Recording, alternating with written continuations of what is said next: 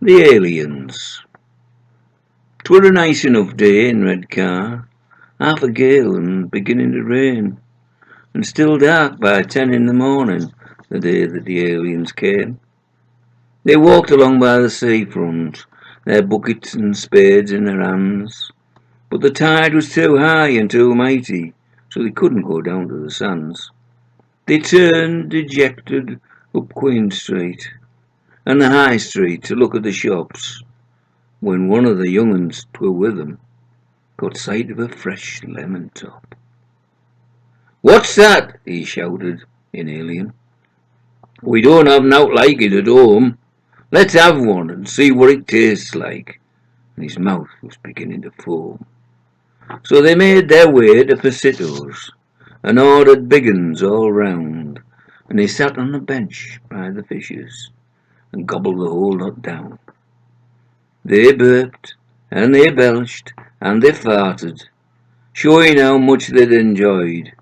But the gentlefolk sitting beside them, quite rightly, got rather annoyed. They said, "Take your alien manners.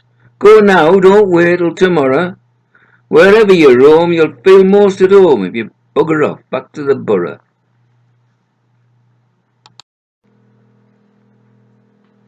More aliens, but this time seaborne aliens. It was 4 o'clock in the morning. The sea was quite flat and calm. No wind, no rain, no hailstones, in fact nothing to cause any harm. A ripple from out in the Oggin, that was caused by a rather dark fin, brought a stirring among all the flotsam and pushed a little bit in. The flotsam, it writhed and it wriggled. It stuck out a tentative toe, found a purchase among all the pebbles, and stood up kind of wobbly and slow.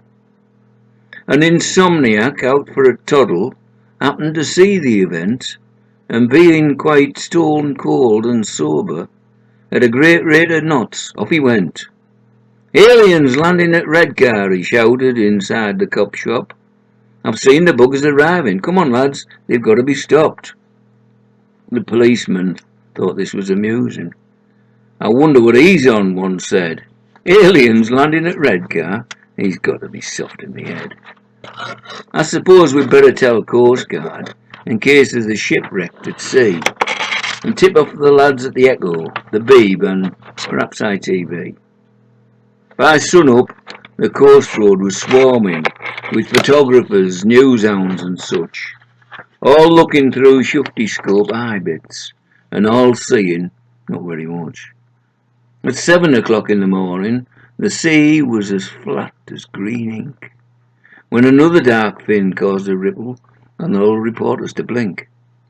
For the flotsam was wriggling and writhing like it did 3 hours before, and another toe poked in the pebbles and lifted itself onto shore.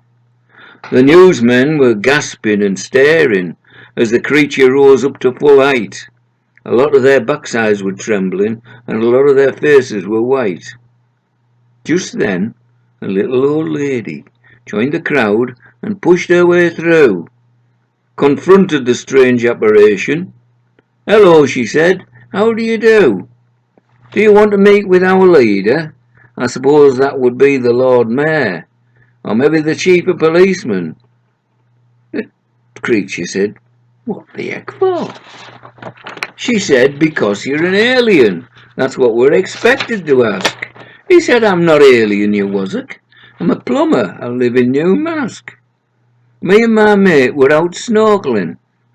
Our inflatable lost all its flate, and there we were out in the Oggin, and the tide going out at a rate.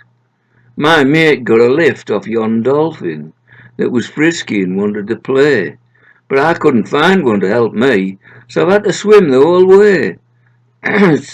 At 7:15 in the morning, the sea was as calm as could be.